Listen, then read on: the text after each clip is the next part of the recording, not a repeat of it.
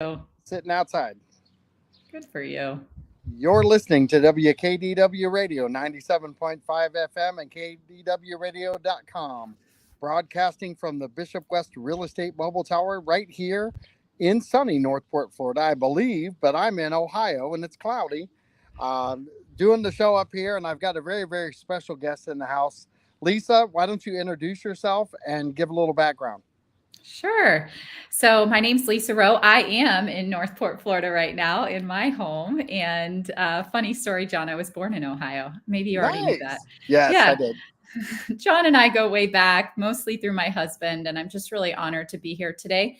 I've served in a lot of different roles in Northport, and I believe we're here to talk about the role that I'm serving in now as the CEO of Support After Abortion. And personally, I'm a mother of five, blended family, and really grateful to be helping people that are impacted by trauma.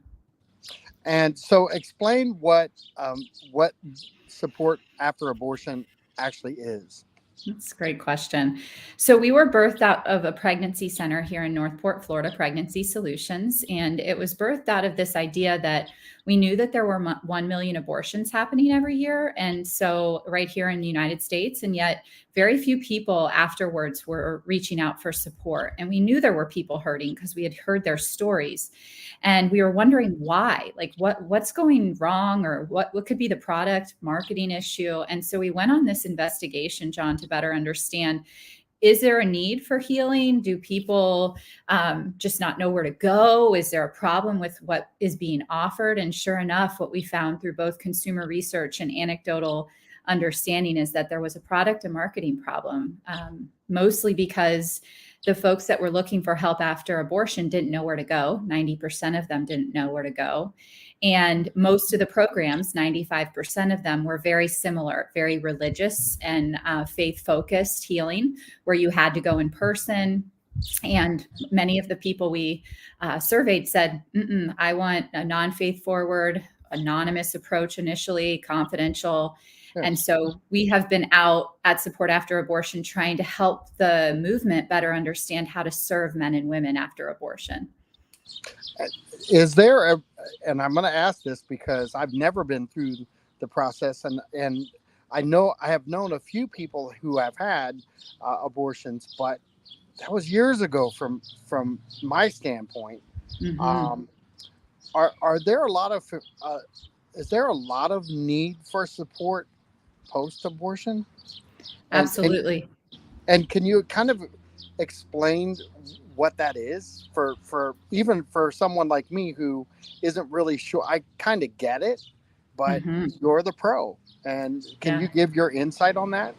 Yeah. And I could go a lot of different directions. So I hope that this conversation can be unpacked because there's a lot to share about that. But I'll start with the research. The same consumer research study we conducted shared that 22 million people in our nation would reach out for help if they knew where to find it. So that's a lot of people that we know and love. The other statistic that I feel like is really important to share is that 1 out of 4 people that we know have experienced abortion. So that means if we're sitting at a dining room table having dinner and we have childbearing aged people or older, 1 out of 4 of them can be assumed that they've experienced abortion. Now, here's where it gets interesting, John. Because we have been programmed as a culture to see abortion as a political issue or a religious issue, people ask that very question, John. Well, my government said it was okay, so I should do it, and it's okay for me. And the reality is it might be okay for you, but then there's other people that feel very differently afterwards. But because of that polarized, stigmatized conversation, they don't know, and they feel incredibly shameful and guilty to reach out for help. We've had people tell us, listen, the clinic said it was going to be nothing, but it wasn't nothing to me. And then when I got outside the clinic, there was a bunch of people holding murder signs. So I didn't feel like I could go to those folks. So I just kind of found myself in a space where I didn't know that anybody else knew how to help me. Right. And so that's why that question is so common, John. So people who have gone through this handle it differently, right? Absolutely. And that's where you come in, and you're able to assist more on the psychological side. Is that correct? Absolutely. The emotional side. We want to be a soft place to land that doesn't have anything to do with politics or religion. We want to be separate from all of that. And we just want to say, listen, if this is one of those things that has hurt you in your life and you need to talk about it, we're here. We've talked about this in terms of like how people have domestic violence support groups. They have grief groups. They have divorce groups. They have how to get back on your feet after, you landed in a financial situation, smoking cessation. Like we have all of these support groups, but because abortion has been pushed in these, two camps, it's been really difficult for people to see abortion as a human issue that needs healing. And what are some of the things that you do to heal people? Is it just open dialogue? Is it more counseling, more understanding of what took place? Yeah. So what we like to help people understand is that because abortion is so polarizing and it has such a stigma connected to it, we have to first look at ourselves, John. And so we're helping the world understand that if we don't change our narrative, if we're constantly talking politics, if we're the people that are calling people that have experienced abortion murderers or whatever narrative we have around abortion, we are not going to be a safe place for people who've experienced abortion. They're going to see that on our social media feed. They're going to hear it in our dinner conversations, and they're going to automatically say, that's one of those people. I don't want to talk about it. So we encourage people to feel challenged in this way. Look at how you're presenting. How are you talking about this topic? Are your friends going to come forward? And when they do come forward because you change your conversation, are you able to show up without judgment? And can you just be there with that person? And so we often recommend that when people share their abortion experiences, that you say, I'm so sorry for your loss. And that doesn't mean we're saying, I'm sorry for the loss of your child. We're not validating any of that. We're saying we're sorry for the loss that you experienced in general. And oftentimes that validates the person on the other side of the conversation so much so that they want to talk about that experience because likely they've never talked to anybody else. So we're helping equip the world to better do that, John. And then once people can start doing that, and this can become our dining room conversation, it can become conversations like you and I are having, where we're not debating whether we voted here or voted there. It's really just, hey, I care about people. You care about people. Let's have this conversation. And then we're helping to provide a wide open array of services, not ones that just fall in the religious camp, not ones that fall in this camp or that camp. We're helping to bring about new understanding that you can start with somebody's sexual abuse, you can start with somebody's relationship issues, and you can start with their abortion experiences. And it doesn't have to be faith forward. It doesn't have to be in a group. It can meet in a Panera. And so we encourage a variety of ways to connect with people. So with all the changes that have happened in the last maybe 10 days, and currently things are heated in the political realm, do you think that politics needs to be kind of taken and dampened down a little bit on this topic so that more people can have maybe open dialogue about it? Well, I don't know. That's a great question, John, because I'm really grateful that for the first time in a long time, our world is having this conversation. It doesn't feel good that it's in these kind of ways and places, but so often, what are we told by our parents? Stay away from politics, stay away from religion. And now that it's being elevated in the political world, we're seeing it on the front page of our newspapers. We're seeing it's coming to light as something that might be worthy of discussion, which then can validate men and women who've experienced abortion. It's unfortunate that some of the conversations doesn't validate their experiences, but it's bringing to light maybe some things for people that have been shoved down for years and giving people opportunity to relook at their scenarios, relook at their life experiences and say, you know what, this is a trigger for me and maybe I need some help as a result. But also it's challenging because there's some people in our world that have trusted their government with their morality. And now with the government changing their stance, we heard the president talk earlier today. I mean, it's all over the place. And I do know that most people aren't as equipped or educated to talk about this as maybe we are today, that they're confused. They don't understand what's going down there. They're not able to translate all of this stuff. And so some people might say, well, the government's saying abortion is wrong now. What do I do? But one person says it's right. And so there's lots of conversation that could be confusing to people right now. Isn't it a personal choice of whether Hmm. you believe it's right or it's wrong? Yeah, every human has their own experiences, right? I mean, every story is different. Everybody has their own reasons for the choices that they've made, and we all have our own journeys after we make those choices.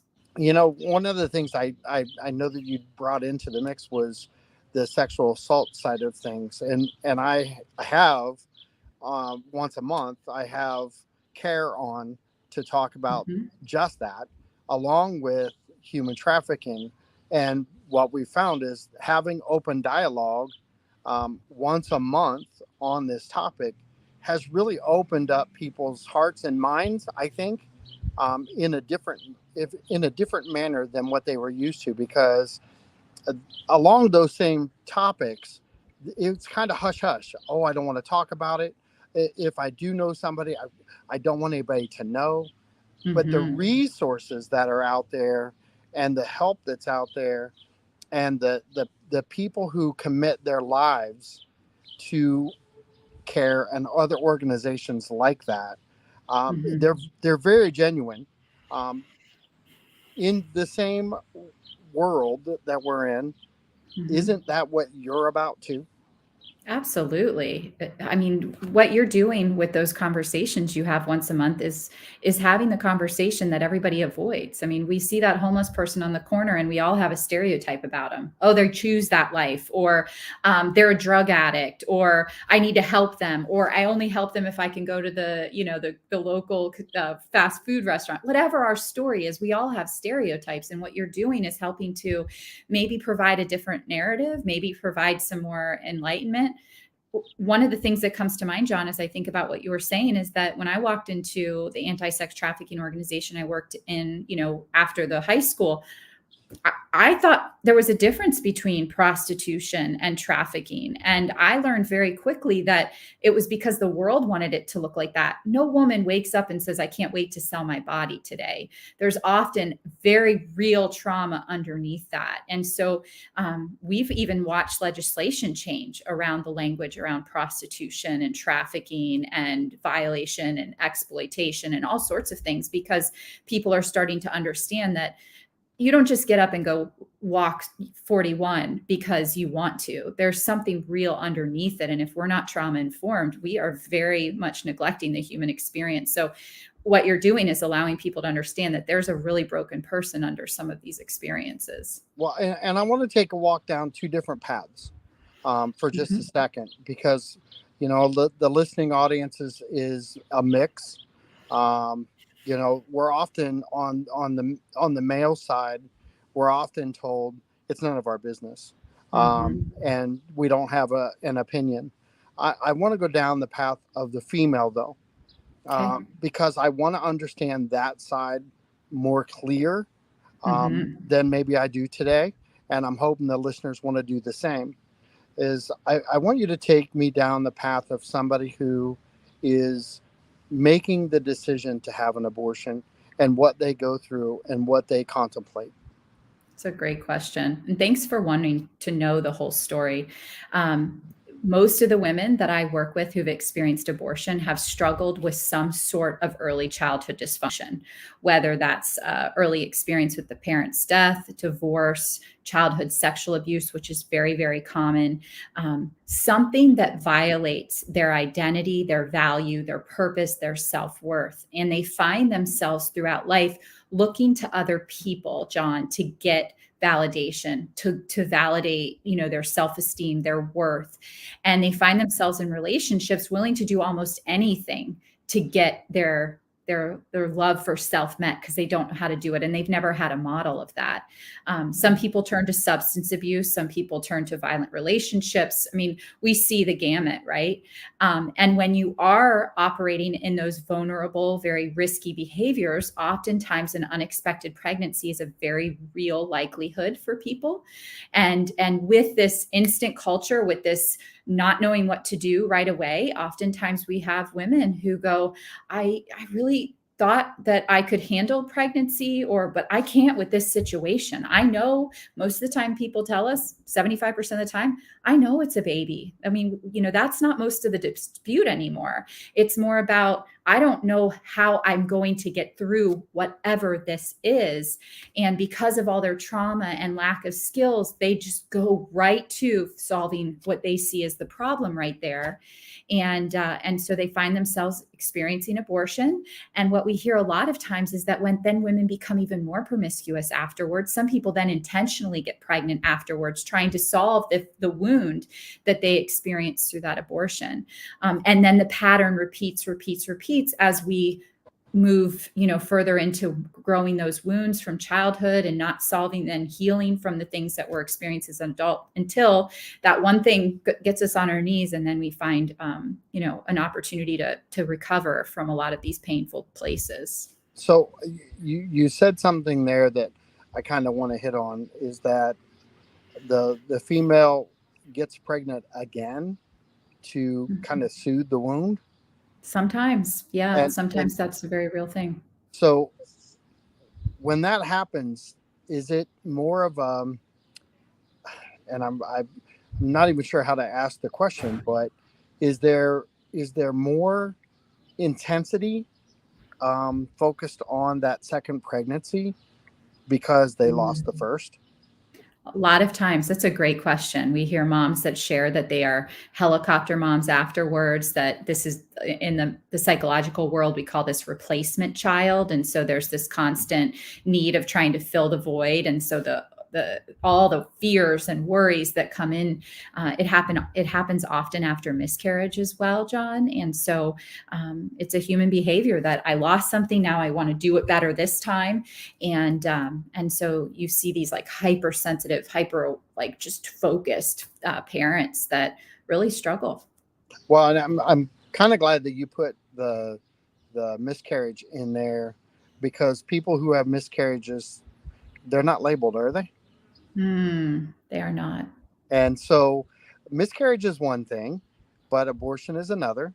I happen to have a more liberal stance on the abortion side of it. And I'm not against it, but I like to have some restraint. So I want to go down the path of the male for a second, because I think that has to be an open invitation for dialogue from anyone that's involved in this, and they have to be ready for both sides. And so I want you to take me down the path of, first, a male who has input and a male who doesn't have input for the abortion process. Yeah. And they're very real, both of them. And then I would add the third one, which is ambivalent, right? So people that have a choice, they don't have a choice. And then they're kind of wishy-washy, like the culture says it's her body, I don't really even feel like I can say anything. So I would say that men who are in these situations very much follow what we shared about women. They struggle with early childhood experiences that leave them defenseless to some of these more vulnerable adult behaviors. They are also looking for love in relationships, but they're also biologically created in a way that they enjoy, all sorts of, risky sexual behavior. And many of them don't have fathers. Many of them don't understand the risk factors, and they choose to engage in these relationships. And sometimes they're married and they have living children. And the financial strain of having one more child is just really difficult. And so I'll start with one person that I know very well who was in college when their abortion experience took place. And their coach actually said, you have an opportunity to make it to the MLB. What are you going to do? And he said, and the coach said, I will pay for you to go have an abortion. And the girlfriend basically put her hands up and said, if this is the way that you're going to get to the MLB, I'm all for it. And so they actually went because he encouraged it because of his career path. I've heard that several times. Another gentleman who entered into the NFL, he said, I put those 3 letters before the letters of my child's name, NFL, instead of his child's initials. And so there's the gentleman who's driven by career path, who makes his decision. A woman falls victim to that, his needs first and that sort of thing. Then you have a woman who says, you know what, I don't trust you. You've been cheating on me. I'm having this abortion. And he says, I don't want that. I'm ready to change. I want to be with you. And she says, no way, we're getting an abortion. You haven't shown worthy of my trust. And so they go and he feels voiceless. He feels like, gosh, I never wanted this. I didn't realize that there were consequences. I didn't realize that this was what she would want. And then, as I mentioned before we started, is that you have men that say, gosh, I don't have a right to say anything about this. This is her body. Her parents are forcing her to go have this abortion. I don't know that I believe in it or not, but I don't feel like I can say anything. And so I'm just going to wash my hands and say, if this is what they want for you and you're okay with it, I'll take you. And with that being said, with those 3-4 different scenarios, maybe 5 different scenarios. I mean, there's millions. There's millions. I was going to say, I don't know that we can count all the different scenarios that are out there. You're offering the support for all of them, aren't you? All of them. That's right, John. I mean, wherever somebody lies on the spectrum. And I want to share that, John, since your listening audience is men. I mean, that is such an underserved population in this world because of the narrative that it's her body. And I just want to validate that if you're a man listening right now and you have experienced abortions and you need support, we're here for you. It's not an only woman's issue. This is a family issue. John, when I was in my early 20s, my sister called me in a crisis, and I contributed to her abortion experience by saying, what are you going to do? How can you handle this? Later on, as I've grown in my understanding, I realized that I could have been more neutral in my response to her, and I wouldn't have encouraged something that I really didn't understand the ramifications for. And so I feel like we need to understand that abortion has ripple effects, and it's not just a singular issue for one person. So I want to go back to you for a second, because that scenario that's playing out that's common in even today's world, where the pressure is being put on by an individual, maybe not understanding the full ramification. That's right. And so the open dialogue that we're having today, and really that we're kind of blessed because the government is up in arms with each other at this point. Yeah. It's one of those situations where can't there be some gains on both sides with education? Absolutely. Absolutely. And especially, I'd like to take a minute to talk about medication abortion versus surgical abortion. John, 20 years ago, before the FDA approved what we call the abortion pill, if a woman wanted to have an abortion, she would need to go to a clinic. And through that experience, she would be anesthetized, and then surgically she would have the removal of her child or her fetus, whatever anybody wants to call it. And so, that was a very real way to experience abortion prior to 2000.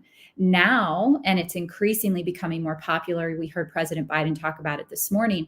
More people are having what we call at-home abortions. And so there's a real risk to that in terms of being all alone. And so I'm thinking about a woman that I walked alongside of.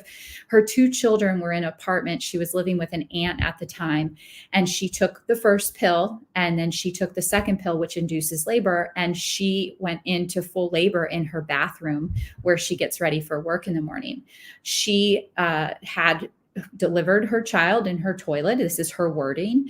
And then removed her child. This again is her wording, and held her child in her hands for 2 hours because she couldn't stand to flush her, this is her words again, baby down the toilet.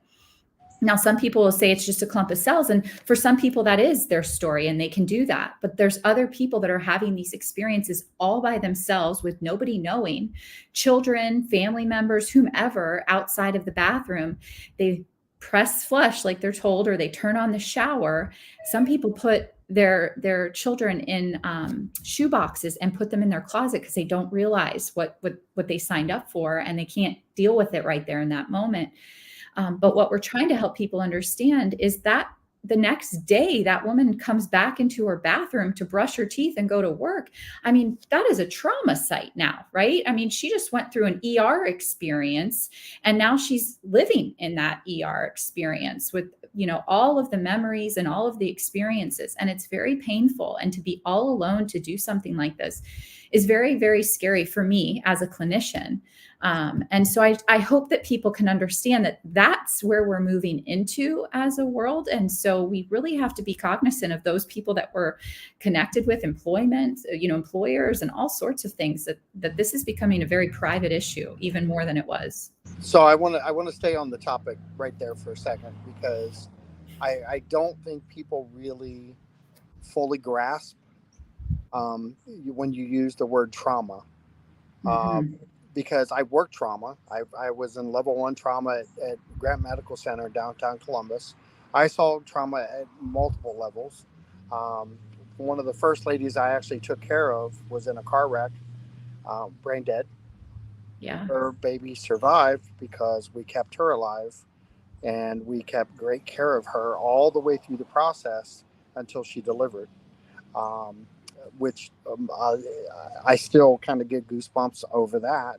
But when you start looking at the trauma effect of just a regular car accident, regular trauma that one would go through, I don't know that as a society we're actually looking at that maybe with open heart and open mind when it comes to the real, I think, tragic, and tragic is probably a bad word, but it's just a scenario that I don't think most people are comprehending when they talk about abortion or post-abortion, what somebody has to go through. And really, you're highlighting it for me, which just puts me in a completely different perspective. Because of how you actually said that and how that story played out. A lot of people would take the side of, well, they shouldn't have been in that situation to begin with. Okay, let's talk real world. Okay, because we live in a real world. All these, I want to say, falsehoods that we all want to believe that we're going to go one way or the other, period. I'm sorry, we're going to be in the middle ground somewhere along the way. And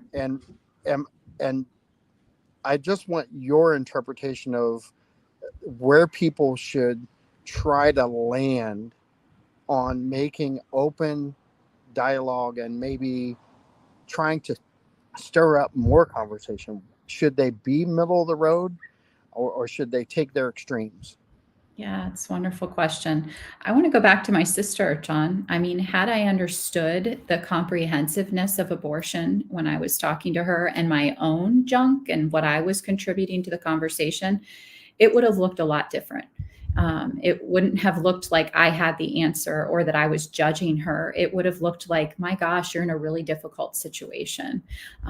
What do you need from me right now? How can I help you? Rather than saying, how the hell are you going to do this? What do you know about being a parent? You've struggled so bad. And so I would use that example to springboard into your question to say, listen, this isn't as much of a political and religious issue as we think. This is a human issue. And just like we would see a woman on the side of the road,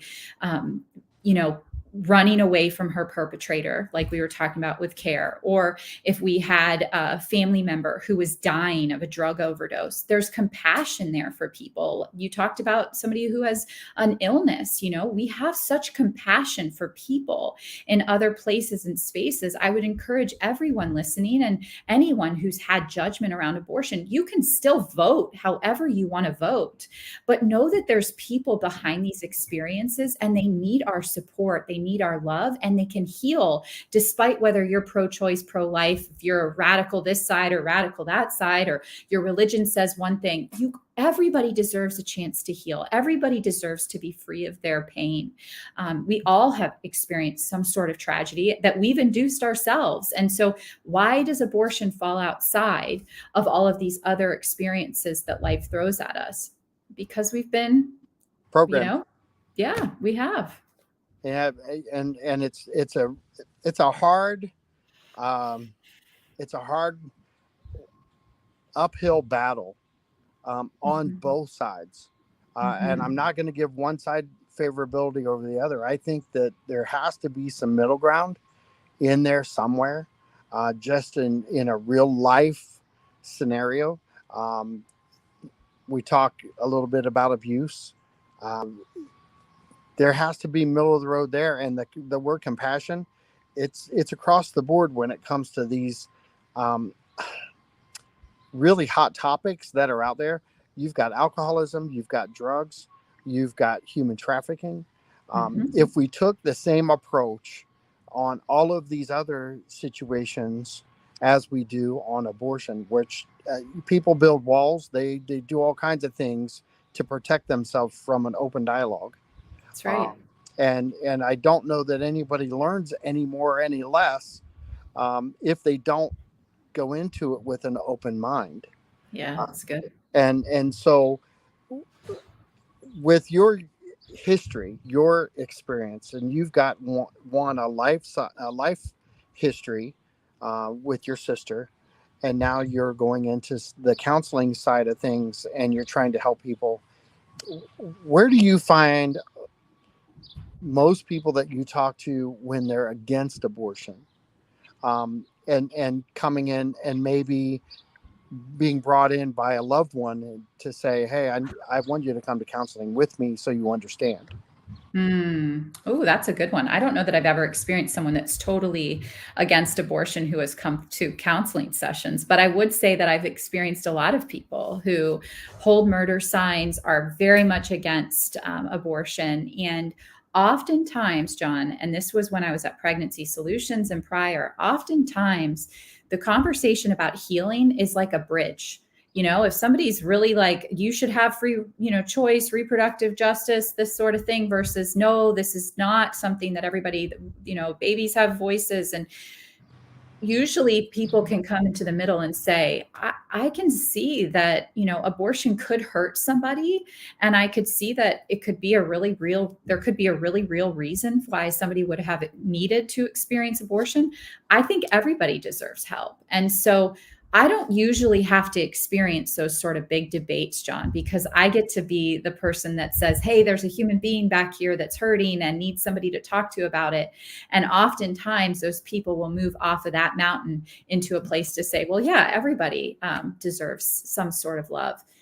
It's the people that stand behind these signs and never seek to understand that I often see as those wall builders that you talk to, that won't have a conversation with me, that are standing on principle alone, have never looked at their own internal junk, that can't see like their own pains and how they're hurting the world because they haven't taken an interior look at themselves. And so they're not open to anything. They likely stand on a mountain about almost every topic because this is just who they have chosen to be. But most of the time, the people that can come out from behind those signs or sit down at a table with me, we really can find a middle ground. So do you think that the extreme, and I'm gonna put this in the wording, is that the extreme side of things with different people uh, for on different stances, the on the extreme side of things, do you think that there's more of those, or there are more in the middle, neutral, Yeah. and just the others get exploited? Absolutely. Isn't that what we see? And when I was a teacher, John, and I use this story a lot, what student got the most attention? The one that was screaming, the one that was causing so much distraction, the one that was all over the place, because we needed them to stop so we could teach, right? And although you get all this training on how not to let that one kid get your attention, he does, and he gets all the extra meetings, or she gets all the extra meetings and all the time of the administration. That's exactly what you're pointing out right now. If we look at the bell curve, the majority of people fall somewhere in the middle. They fall somewhere in the unknown. They fall somewhere in open conversation, that willing to have dialogue. It's these very extremist kind of things, like the student I'm describing, that get that attention, that get the storylines, that get the media's, focus. Is there other than this, is there another way that you have been reaching out to try to open the dialogue with other organizations? Yeah, I mean, I go into churches all the time. We're doing abortion healing provider meetings. So there are thousands of providers across the world that have felt isolated in this experience, and we're helping to train them through best practices. We have a clinical group that meets monthly with other clinicians like me talking about this topic. As a clinician, we are responsible to meet people with neutrality, not bias. And for so long, people in my profession have been concerned to even prepare themselves to have this conversation with clients, and we're in fear they're going to lose their license. But they're again programmed to think that if somebody brings up abortion in your office, or we were to bring up abortion in an intake, that somehow that describes our political views, and that's not at all the case. We're navigating the client experience, and so helping that clinician feel like this is a topic we can discuss. For years, John, I never talked about it in my sessions because I didn't know it was a thing. I didn't know it was an issue until I started hearing people's stories and going, I never brought this up during assessment. So trying from all the different angles to connect with people, pro-life groups, pro-choice groups, all different groups to connect on, hey, when you're talking about this issue, just know that there's a man and woman behind this experience, a family behind this experience who could potentially use support. And if you're only talking about this in one way, you're missing it. Well, and I'm going to ask something now that I'm in my mind, I'm trying to work some of these angles that maybe people go through. Is there a percentage that actually commit suicide post abortion? We hear, I don't know the actual number of suicide, the amount of suicide that's attributed to abortion experiences, but suicide is one of the after effects that when we learned about when we did our consumer research. Regret, depression, anxiety, suicidal ideation, relationship issues. I mean, there's a gamut of things that increased as a result of abortion experiences. Well, can you give your contact information and your website, and so that people can go check everything out? Yeah, the best place for people to find us is supportafterabortion.com. We're on Instagram, we're on Facebook, we are on TikTok. We are trying to reach everyone and anyone. If you're international or somebody international, they can connect through WhatsApp, and you can connect with anonymity, confidential. Somebody will be ready to take your text or your phone call should you want to speak about your experience. Should something we said today have triggered you, maybe something in the news or the media, the presidential conversation this morning, the Supreme Court decision a few days ago. We are here to help you navigate that, free of charge, no cost. And again, it's confidential. You don't have to give us your name, your contact information. We are just here to support you. And so you've been through different organizations. Can you kind of give your highlights and what you've done in the past? Because I think that lays the groundwork for where you're at today. It really does, John. So by trade, I'm a licensed clinical social worker, but I always say that my experience and training came through my own dysfunction through childhood. My parents struggled through a really bad divorce. I have a dad who's an alcoholic, a mom who's codependent, and I didn't realize that those things even affected me until I got into my 20s, when I started seeing some of the adult manifestations of those experiences. I ended up in my own divorce and unexpectedly pregnant, newly married, and all sorts of baggage left and right. And simultaneously, my career has always served people who struggled with early trauma and their own vulnerabilities. So I was the teen parent program director at Northport High School. I worked in an anti-trafficking organization, Selah Freedom, headquartered in Sarasota. I then worked at our pregnancy center, headquartered in Venice, and now at Support After Abortion. And I got to tell you, when I entered into the role back here in Northport out of sex trafficking, John, I think you and I even had a conversation. I was like, what do I know about all of this? And the reality, what I learned, John, was that we are more alike than we are different, and symptoms can look different, but the root of it is all very similar. And so I even wrote a book, Unraveled Roots, because I learned that many of us have experienced abandonment, addiction issues, some sort of codependency in our life. And those things, take root in us, and these symptoms start to. So even though my symptom is not abortion, the divorce experience I had, the codependency, the relationship issues, single parenting, very much connects with a woman who's experienced abortion in its own way. And that goes for somebody who's experienced sexual abuse and addiction issues. We're all so much more alike. We're trying to numb something that's broken inside of us, and we're doing it through this dysfunctional behavior because we don't know any better. I will stay right there for a second, because what you just said was that we're trying to numb something. That's just not one-sided either. That's just not a female thing. No, because men do it too. they do. We just may handle ourselves a little different because we're not allowed to show emotion or have emotion over certain topics because we're not allowed to do that. And that's just the way we were brought up. And I want you to talk a little bit about that, because that has to be something that you confront within the therapy side of things.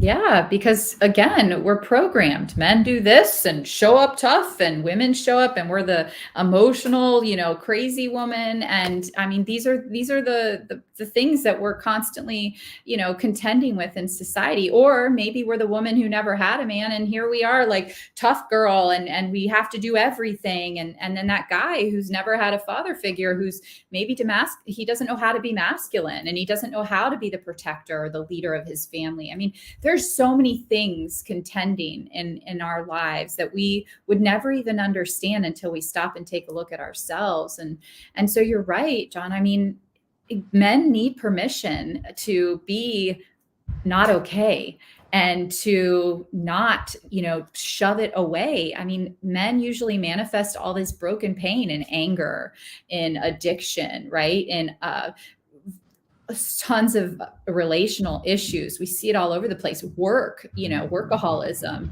pride, ego, and so they need a place to expel all of that so that they're not driven by some of their own pain. Well, and I'm glad we talked about that, because there's just so many differences with the couple or individuals who are going through this. And I'm glad that you kind of addressed the situation where it was couples or individuals, because whether it's a guy who's not involved and wants to be, or a female who's made the decision and said, no, we're not going to do it. I think the public needs to kind of wake up and say, this happens every single day. Yeah. How many babies again per year? 1 million. Okay. In the United States. 1 million per year. And I want to kind of go back when I was a kid. I believe and I'm going to ask this question because I'm sure it's still out there somewhere in the world, but the old coat hanger, oh my gosh, we're going to go back to coat hanger days. Modern technology right now, you described the pill. Is that something that's being utilized at a higher clip now than ever before? Yeah, in 2022, 7 out of 10 pregnancies will be aborted 7 out of 10 of abortions will be a medication abortion. And are we still doing the coat hanger thing in the dark alleys? No, and I think people need to understand that even though the Supreme Court turned abortions back to the state, it doesn't mean abortion's going to end. There are states where it's not going to be legal, but there are going to be states where abortion will be legal all the way up until the end of pregnancy. In fact, we hear it all the time with in the news these days, is how many different states are saying, I'm not standing for this. We're going to be a destination state for abortion. So it doesn't mean it's going to end just because of what we're hearing in the news. Well, and you're kind of in an industry, and I'm going to say this because I was in the medical field and now I'm in real estate. I kind of have two fields that seem to never end. You're either going to always be a realtor, or you're going to retire, or you're always going to be in medical sales or medical somewhere. Just like with what you're doing with the abortion support side of things, I don't know that that's ever going to go away, no matter how we look at this. Yeah. Well, and with 50 years of legalized abortion, John, and that means 4 to 5 generations living among us of abortion experiences, and only maybe now people feeling validated to come forward to say, maybe I need some support around this. I mean, we're just scratching the surface with the amount of people we're serving now. I feel like the lid is about to come off, and people will be looking to talk about the need for healing. Do you? And I have to ask this because of care, and the fact that Mm-hmm. I did those interviews too. We talk about things that are along the side of rape and prevention, and we talk about the post care. There was a time where rape was completely stamped down in dialogue, because you were not allowed to have open conversation about that Mm-hmm. whatsoever, because you were afraid to hurt someone, okay, or shame. Mm-hmm. Are we at that same point now with abortion? Yeah, I think that this new conversation that we're having it's illuminating, where this was one of those don't talk about it conversations. We only talk about it if we're on a rally or something like that. Yeah. Or we're voting, for the president. But yes, I believe it's become more and more as we're seeing it on our public news stations. We're seeing debates all over our social media. You and I are talking about it now, and only because it's being highlighted inside of our government right now. And I actually think it's a good thing anytime that you Mm-hmm. can, I think, take the dialogue away from the government and put it in the hands of people who are Mm-hmm. willing to have open dialogue, and learn and Right. maybe listen on occasion, and maybe swallow some pride, Yeah. on one side or the other, because Mm-hmm. I don't think we grow as a society if we're just on a I'm going to go back to the extremist, and I'll use the extreme on the abortion side because I'm not there, but Mm-hmm. those people, just like the extreme on the other side, have shut down all dialogue. Mm-hmm. And the more they shut down dialogue, the more the lines are drawn in the sand. Yeah. And it's the middle of the country, the middle thinkers, who are in need of open dialogue. Yeah.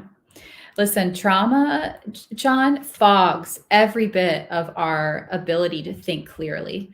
I think a lot of times, like, when you hear that fire alarm in your house go off, it's so loud. My dogs start barking. The kids are running around. Everybody wants to know where it is. I'm looking to see, like, is this just a battery default or is there something really going on? I mean, I'm not thinking about what's going on in my bathroom or I just immediately go to what's safe. What do we need to do? And my brain just starts working that fight, flight, or freeze that we do. We're trained. That's how we're created biologically.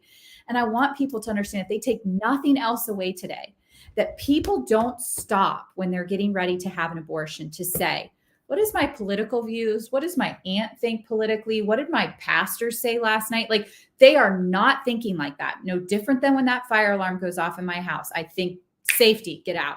That's what people are thinking when they're in the midst of their trauma. What do I need to do right this moment to save myself, to save my circumstance, because I'm not going to have a place to live. I can't afford it, whatever their circumstances. And so if we can, as a body of people, understand that in moments of trauma and crisis, we make decisions that we can potentially regret down the road, and they have nothing to do with our faith or our politics. Those go out the window immediately.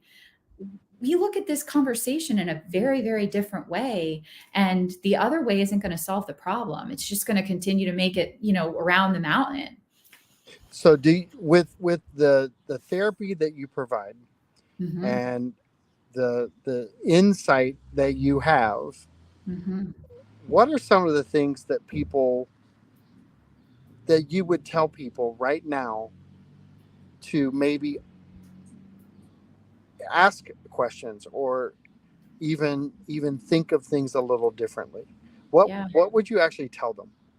Yeah, I would say, how are you stirred by this conversation between John and I? I mean, if it's bringing up like, what she's saying is such crap, or what John says, or I feel this way, or I want you to have that conversation out loud with somebody. You know, are you willing to abandon that part of you for just a moment, like John's been encouraging us to say, is there a different way to look at this? Do I know people? Do I care about people that because of the way I'm showing up, I'm not a soft place for them to enter into a conversation? And maybe you're the only person that they would have a conversation. So examine your own stereotypes. Where do you land on this issue? And is there a way for you to separate how you vote politically and how you see people who've experienced abortion? And is there a way to integrate the two? Because that's the most important thing, is that if you can start being more sensitive, not saying I agree with abortion or I disagree with abortion, but I agree that people are people and they need help. There's a very different way that you show up, and you become a place of safety for people to enter into conversations. And they're so confused right now about all this government hoopla that they're really struggling to know what to say and how to say it. And that's great advice. I just think that people need to remember, like you said, there are people on the other side who have made these decisions, and we're not throwing them out with the bathwater. So if we want to make them part of an accepting society, I think we all need to maybe settle in a little bit, open up our hearts again, open up the minds. You don't have to agree across the board with someone, but you also have to, if you're on the other side, you have to remember you have to have an open mind too. That's right. Because you can't get anywhere as long as you build the wall and you don't have open dialogue. The time frame, I think, where we're at today, and you can tell me differently. I think because of what's going on in the world, in our country, people are more prone to listen. Most of the people are more apt to listen today versus any time in the history of our country. Yeah. And I think they're craving dialogue. And I think what they're craving is what you provided today, which is honest dialogue. With really, you're not leaning one way or the other in this conversation, because whether you admit it or not, and whether I admit it or not, abortions are going to go on, and they're not going to change. But what you're talking about is 50 years of past history that has never had the opportunity to have support. Yeah. And John, this kind of really mirrors the nicotine conversation. 50 years ago, cigarettes glamorized, supermodels on billboards, these kinds of things. And now, I mean, cigarettes are still very legal. They've put restrictions on where you can smoke and that sort of thing. But now every other commercial that I see, John, is somebody speaking about their, esophagus being, we just have more education now than we ever did. And never again would we ever see a supermodel with a cigarette hanging out of her mouth or in her hand, right? Never. It's not glamorized in the way, right, that it used to be. And so I think as a society, we become more educated. And I think we're really being able to see the mirroring of that as we go, is that abortion isn't all like this glamorous kind of thing that maybe it once was projected to be. And it really has a lot of consequences. And so let's see the whole person, the whole picture. Let's slow down for a moment, let everything fog, and make the best decision for you, not a irrational one right away. And I definitely want to have you back on, because I think the topic needs to have more dialogue. And I know that we didn't even touch on half of the things you want to really get out there and talk about. And I want to really talk about more statistics the next time you're on.